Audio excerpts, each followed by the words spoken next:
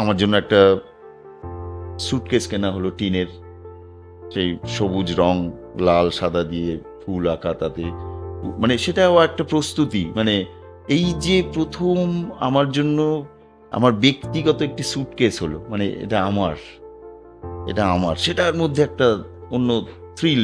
যে তখন আমার 11 বছর বয়স, স্যুটকেসটা দেখে নিচ্ছি আমি নিজেই, তার মধ্যে কোথায় কি রাখা যায়, কি সেটা একটা বিষয় আমার কাছে। তারপরে সেইটা নিয়ে যখন আমরা যাই, আমাদের ওই চিঠিটাতে লেখা ছিল সওরারহাট, ফলতা সওরারহাট। তো তারপরে যাই, এরকম চলে গেলাম অরফেনেজে। সেদিন রবিবার ছিল, মা রেখে চলে এলো, যেই সন্ধে শুরু হলো, তারপরে আস্তে আস্তে সেটাও খুব প্রত্যন্ত, সেটাও একটি গ্রাম, একদম অন্যরকম সংস্কৃতি। কারণ একেবারে এই মানে আমরা বাঙাল, আর এটা পুরো একেবারে এই দেশীয় মানুষজন। আমাকে মাঝে মাঝে মাথায় মেরে ওই স এগুলো আলাদা করানো, বা ওরকম একটা যা হয় একটা জায়গায় 300-350 ছেলে থাকে, মেয়েদের ছিল না আমাদের।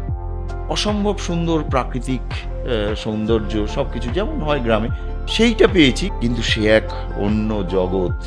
মানে যারা অরফেনেজকে বা হোম কথাটাকে যারা হস্টেলের সাথে গুলিয়ে ফেলে, মানে পরে আমরা এই হস্টেল কথাটা নানান রকম ভাবে শুনেছি, হস্টেলে থাকে ছেলে, বাড়িতে থাকে, এই দুটো জিনিস পুরো আলাদা। মানে ভারতবর্ষ দর্শন হয়ে গেছে আমার শুধু। মানে তখন তো আমি ভারতবর্ষের ম্যাপটাও বুঝতাম না, কিন্তু ওই যে একটি জায়গায় হিন্দু, মুসলমান, খ্রিস্টান, বৌদ্ধ কি নেই সব, এবং যারা একেবারে যাদের আর কোথাও যাওয়ার নেই তারা একটা জায়গায়, বিশেষ করে যারা একেবারে গ্রাসরুটের যে ছেলেমেয়েরা, এবং যাদের আমরা কখনো কোনো কিছুতে কোনো স্কেলেই কখনো কোনো কিছু দিয়ে কাউন্ট করি না, তাদের মধ্যে যে দক্ষতা, নানানভাবে তাদের যে ক্রিয়েটিভিটি, তাদের সেটা মানে আপনাকে আমি ব্যাখ্যা করতে পারবো না তার লেভেল কি হতে পারে।